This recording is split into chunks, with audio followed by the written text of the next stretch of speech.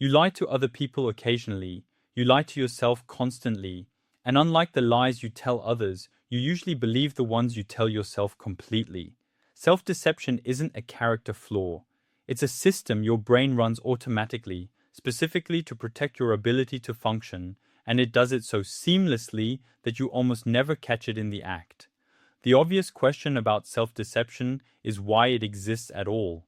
If your brain has accurate information about the world, including accurate information about yourself, why would it ever generate a distorted version and present that to you instead? The answer is that accurate self-perception is sometimes directly opposed to effective functioning. People with mildly positive illusions about their own abilities, prospects, and control over outcomes consistently outperform those with more accurate self-assessments in areas requiring sustained effort, risk tolerance, and resilience. A slightly inflated sense of your own competence makes you more likely to attempt things, persist through setbacks, and project the confidence that others respond positively to. Depressed individuals, somewhat counterintuitively, often show more accurate self-assessment than non-depressed individuals, a phenomenon sometimes called depressive realism. The comfortable self-serving bias that most people operate with turns out to be functional precisely because it's not accurate. Self-deception doesn't work like conscious lying, where you know the truth and choose to say something different.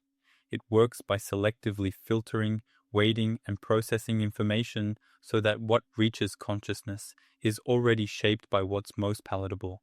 You remember your past behavior in ways that make you look better than a neutral observer would judge it. You attribute successes to your own qualities and failures to circumstances.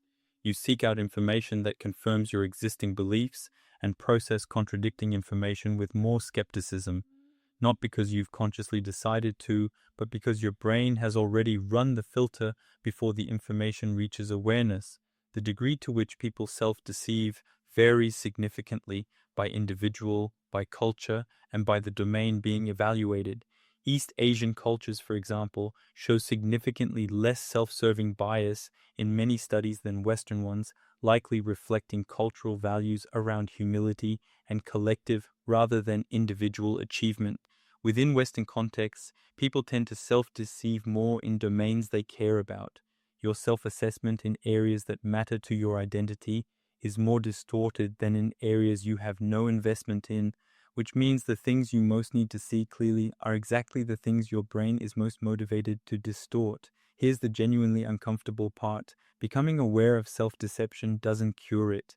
You can read about the self-serving bias, understand it completely, agree that it applies to humans generally, and still engage in it at the same rate. The mechanisms operate below the level where intellectual knowledge can reach them. What does help somewhat is external feedback, other people, concrete data, structured reflection that forces you to encounter information you'd otherwise filter out.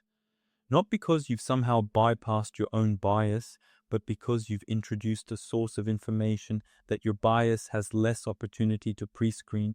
So the lies you tell yourself aren't a failure of honesty.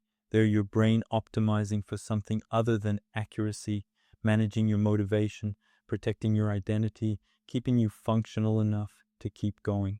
The cost is a slightly distorted map of yourself and your situation. The benefit is that you get out of bed in the morning, try things you might otherwise avoid, and maintain the illusion of agency that makes sustained effort feel possible. Your brain made a trade-off, you just weren't consulted. If you want to learn more about this topic, feel free to subscribe.